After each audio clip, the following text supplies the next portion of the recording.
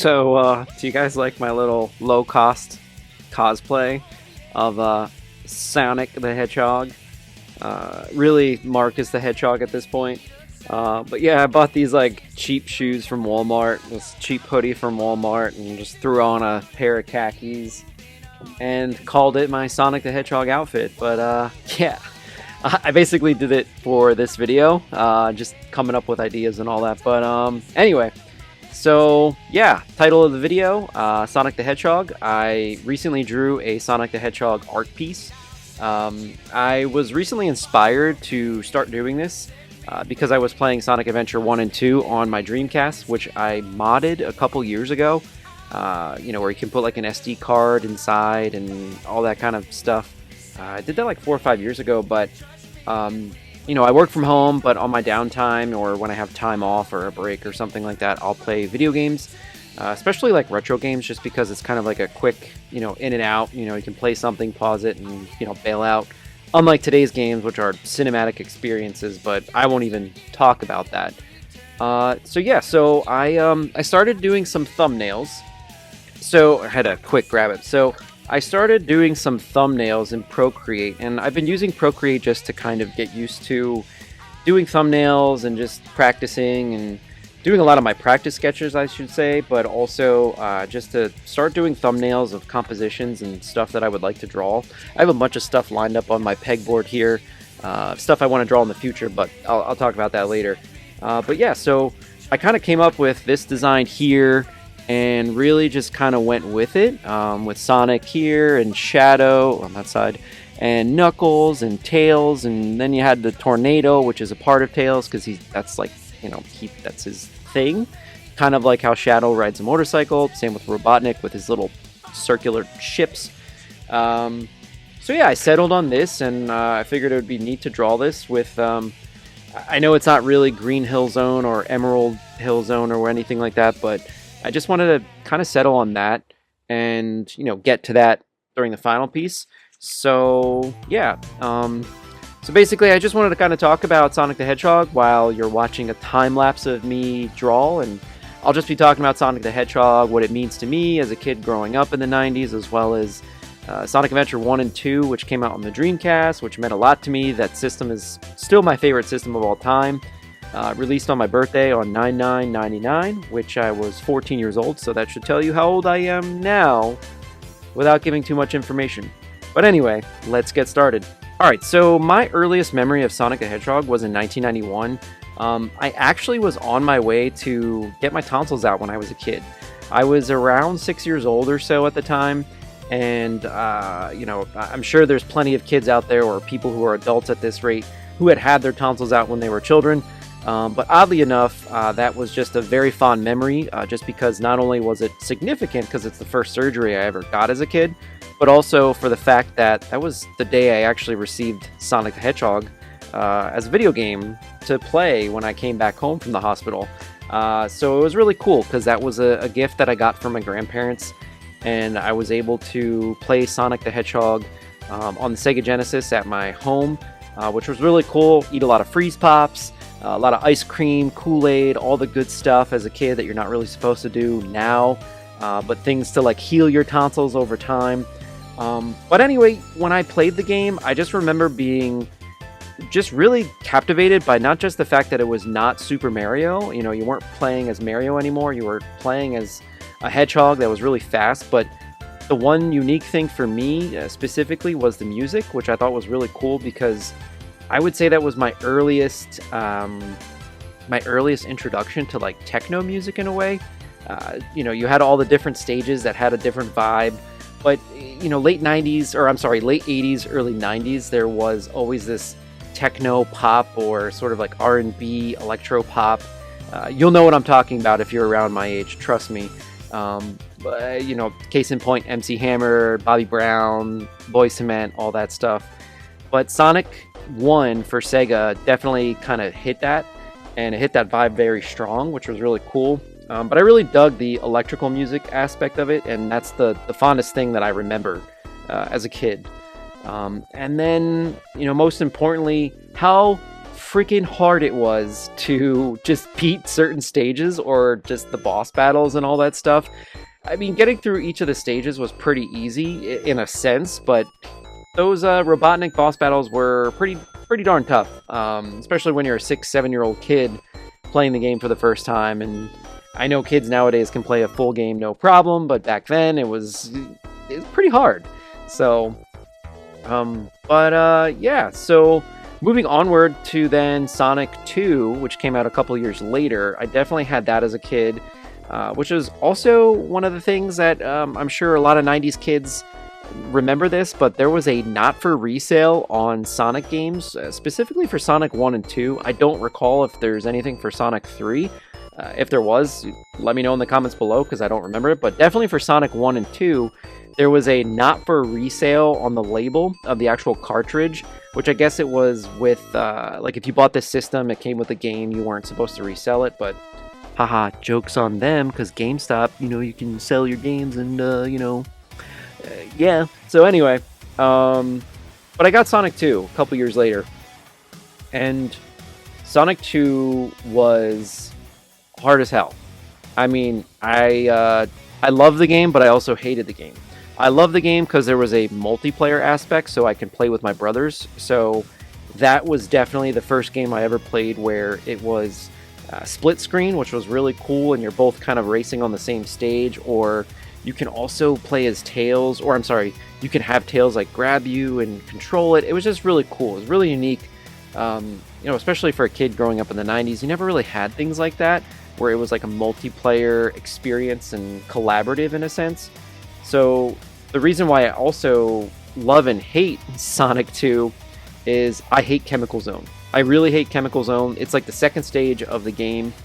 I can't stand the music. When I hear it, I get really bad PTSD. But Chemical Zone, I always thought was the hardest level of the entire game. And Sonic 2 was actually the first game that I finished from start to finish as a kid. I never beat Sonic 1 until in my later years of my life. But Sonic 2, I think I was like 9 or 10 years old at the time. And it was the first Sonic game I ever beat, which was awesome. I just remember that being like one of the best Sonic sort of experiences I had as a kid. And then Sonic 3 came out, and that completely changed everything. Sonic 3, I really think Sonic 3 just fit the bill for what Sonic the Hedgehog and the lore and the environment, the introduction of Knuckles and everything was packaged so tightly, and they just kept, raising the bar for what Sonic the Hedgehog should be. And Sonic 3 really hit the nail on the head, especially the music. The music is awesome, hands down awesome, and it's also weird because like social media was not like a big thing when I was a kid. Obviously, it was not even existing. I think the birth of AOL had just started around 1996 or so, and not many people had internet in their households. But my point is, I remember rumors just going around that Michael Jackson helped produce Sonic 3 music, which, it was like one of those whisper down the alley sort of things, as kids were just like, oh, Michael Jackson helped produce this, or he helped out with the music, blah, blah, blah. And then you just kind of go on with your life, and you're like, all right, cool. But then it turns out that's actually partially true, I guess, somewhere down the line. I didn't do much research for it, but I know just by doing enough research and Google searches, apparently Michael Jackson did have some consulting to the Sonic the Hedgehog 3 video game, which is pretty cool because it's well-deserved. I mean, if I were to choose music from any of the Sonic the Hedgehog games during the Sega era, I would say Sonic 3 is the best, hands down. With Sonic 1 coming in second, and then Sonic 2 coming in third, mostly because I hate Chemical Zone. I can't stand that stage at all. Okay? Alright, cool. And then comes the release of the Sega Dreamcast, again on 9/9/1999. Very special day for me because that was my birthday. I turned 14. I had got a Dreamcast because I had saved up cutting grass money that I was earning during the summer, between cutting grass with my grandparents' neighbors, as well as like some neighbors near my parents' house, which was pretty cool. I was also bussing tables that summer as well, at a diner that my grandmother worked, so I saved enough money to get a Sega Dreamcast, and one video game, and that video game was Sonic Adventure. And let me tell you, I spent hours, and I mean hours and days and weeks and months playing Sonic Adventure 1 and replaying it. The Dreamcast is definitely hands down my favorite system of all time. I really think it was a system that was ahead of its time, especially with the dawn of the internet and the turn of the century and everything else, and going into the millennium, Y2K, blah blah blah. But yeah, the Dreamcast was definitely something special, and Sonic Adventure was that special game for that system, and a special game for me in general. I spent a lot of time in that environment. There were just times where I just leave the system on and just listen to the music, especially like Mystic Ruins, or one of the stages that I'm thinking of. I can't think of it off the top of my head. But anyway, I'm going on a rant. But yeah, so Sonic Adventure 1 was pretty unique and very special to me. And then I wasn't sure how they could make or manage a better game than that. You know, coming from the Sega era of Sonic games, Sonic 1, 2, and 3, there was always something that was truly better and beneficial to the series. And I thought, could Sonic Adventure do that? Because Sonic Adventure 1 was truly like the first 3D-esque experience, sort of open world as well, for Sonic, and it really worked. And Sonic Adventure 2 came out, and here we are, because everybody's still, you know, singing the songs from Sonic Adventure 2. That game itself means a lot to people who are not only just my age, but a younger generation as well, because they re-released it on GameCube many years later, and kids got to play that even, you know, in the mid to early 2010s and stuff, and now there's Sonic the Hedgehog concerts, and people freak out whenever they hear the Sonic Adventure 2 soundtrack, which is really cool. But yeah, so that's about it. That's been my journey with Sonic video games. And then after that, I fell off the wagon. I think it's just because, you know, we had games like Halo come out, where I was getting really big into Resident Evil that came out for GameCube, and I was just also growing up. I was skating a lot. I was drawing a lot as well. So I just kind of veered a different direction, and I just like fell off the wagon with Sonic games after Sonic Adventure 2. I don't really know why. I just somehow fell off. And then in 2006, I had heard about the Sonic 06 game, which is well known for terrible reasons, but the Sonic 2006 game, I thought, okay, you know, maybe this is what really is supposed to be the spiritual successor to Sonic Adventure 1 and 2, and it's just going to be better, right? No, was wrong. Sonic 2006, I played that game for 2 hours, and it was terrible. It was so buggy. It was loading for every time you went somewhere. It was loading. That's the only thing I really remember. And I thought, what the hell is going on? And it was also really buggy. Like, there were times where I'm like, I can't even get across the stage without flying off for no reason when the inputs were not what I was putting in. But so I didn't play Sonic games for a very, very long time. And then Sonic Mania, I remember the trailer coming out in summer of 2016. And I thought, what's this? This is like captivating my childhood with the Sega Genesis Sonic-esque sprite, you know, animations, and the music for the trailer was also pretty darn cool, really catchy. Downloaded it on my Spotify and played that over and over again, even though it had nothing to do with the actual soundtrack for the actual final game, but still something really cool to kind of speculate on what the soundtrack is going to sound like.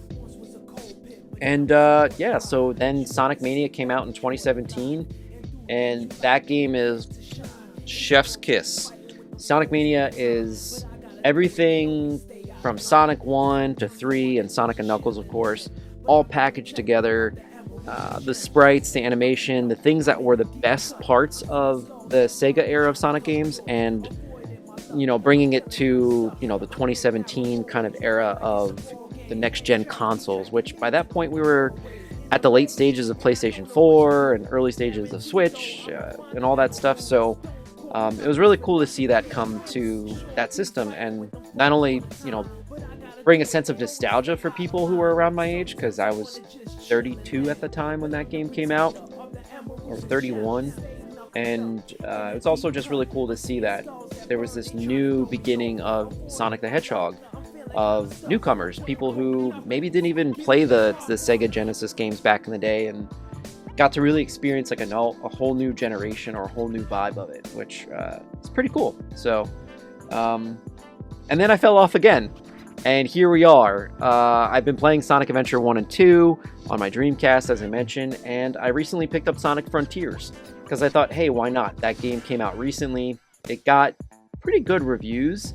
A lot of people I read on Reddit had said that it is somewhat of a spiritual successor to Sonic Adventure 1 and 2 and Sonic Forces. I never played I never played Sonic Forces, Sonic Heroes, Sonic Unleashed. And now I'm kind of thinking I might have to go back and take a look at those games because they seem pretty fun. But yeah, I've been playing Sonic Frontiers. I just made it to the second island, and I'm having a blast so far. It reminds me of like Sonic, obviously, and Zelda Breath of the Wild, and a little bit of Dark Souls kind of like put together, and I wasn't really sure how well that would work, but it works pretty good. So yeah. So anyway, moving back to the composition of my artwork.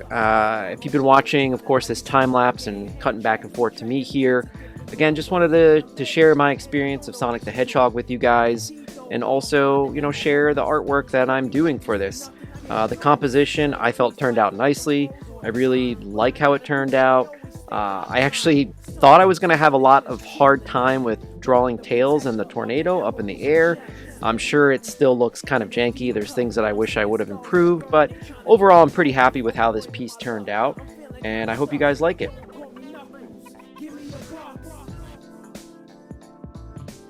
Alright guys, so that'll do it. I appreciate you guys taking a look at this Sonic the Hedgehog video and me reminiscing on my time with Sonic. Playing the video game, enjoying the lore, as well as drawing this piece here. I'd love to hear what you guys have to say. Leave some feedback, let me know, and until next time, see ya.